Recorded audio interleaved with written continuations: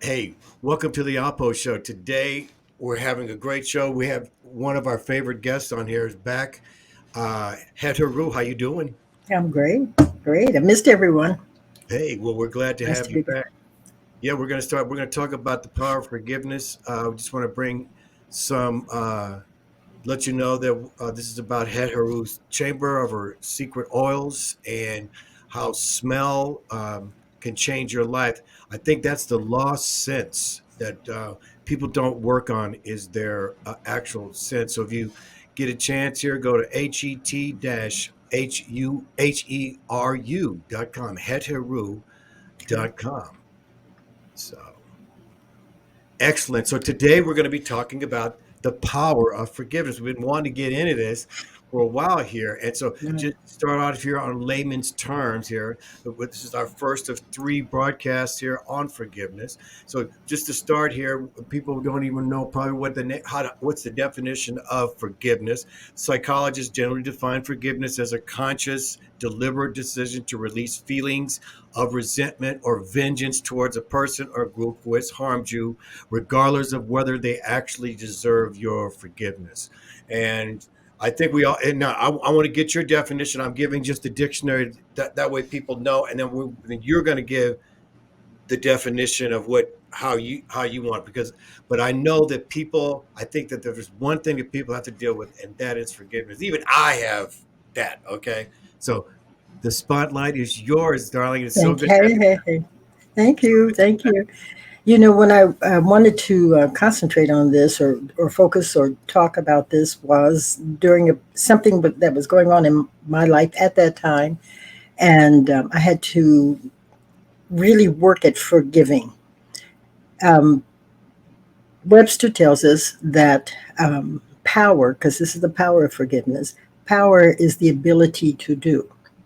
And we're taught, many of us that have a Christian background, we're taught that it's the power of all things are forgiven when we align ourselves with the one source, that doing so empowers us.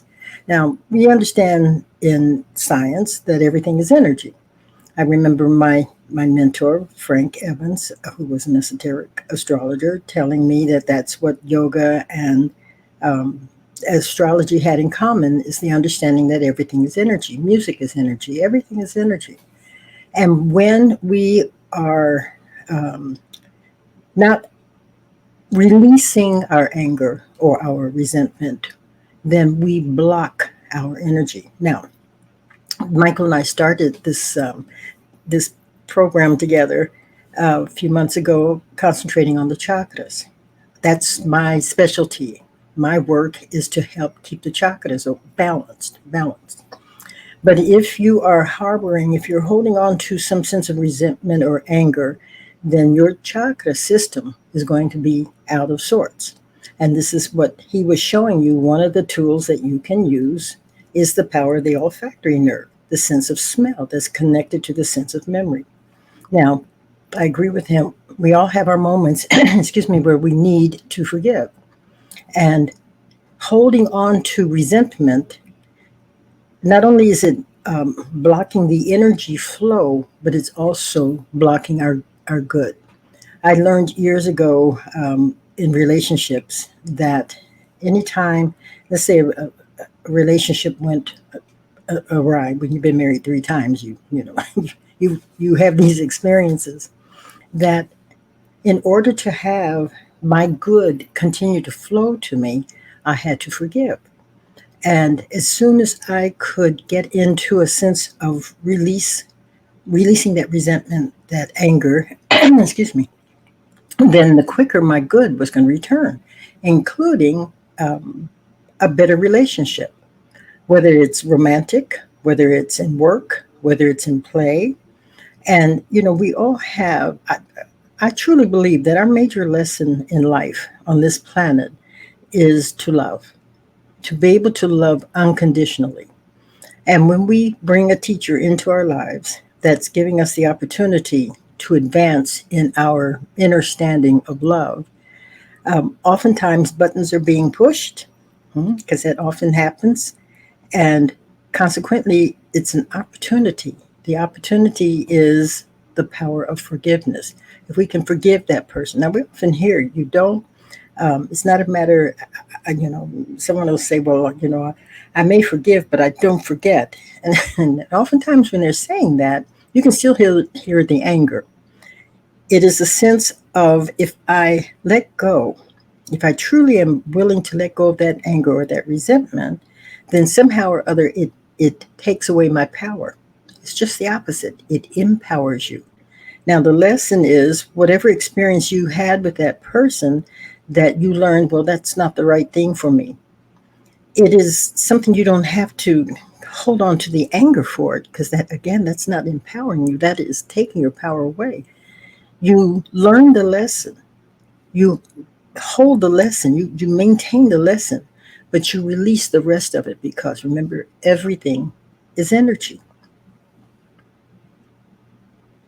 So I have a couple questions for you. So Okay. is all right, forgiveness and resentment. So Hmm. is resentment a product of unforgiveness, and is unforgiveness automatically resentment? You always ask me these questions, but that's good. So I believe, Michael, when we've put people in a position of power in our lives, Frank used to say to me when he would watch me to react to some of the students in my studio, he'd say, Sweetie Pie, because that's what he called me, Sweetie Pie, you gave up your power. And with that meaning that I had somehow in those moments put that person in a position in my life that in order for me to be happy, in order for me to feel peaceful or safe, that that person had to do things a certain way in order for that to be comfortable for me.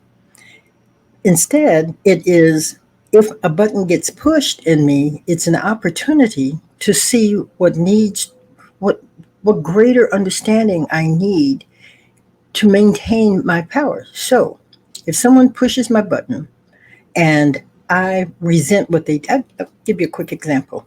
Years ago, I dance. Everybody who knows me know that I dance. And there were a group of us that had been dancing together. And one person had and I had a nice, friendly relationship.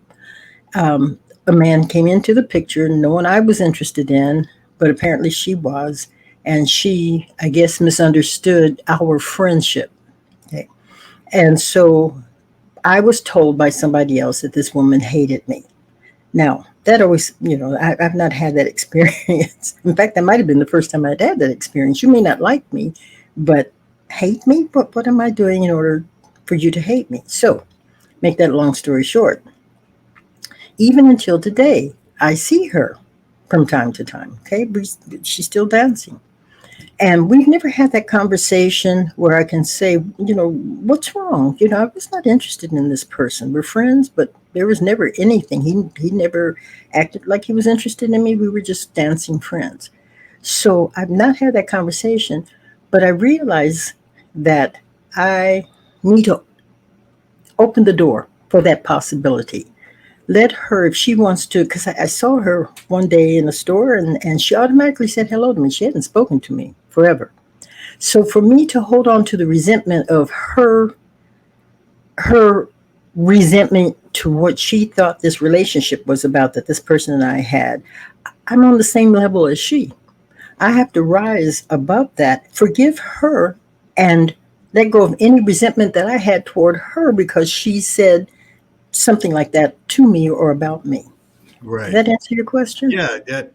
that does. Now we're down to less than a minute here. I want Okay. to. I have one question on the next show. Is how do I know I've forgiven? Okay, Okay. so we're going to end it here. We're going to do part two, Okay.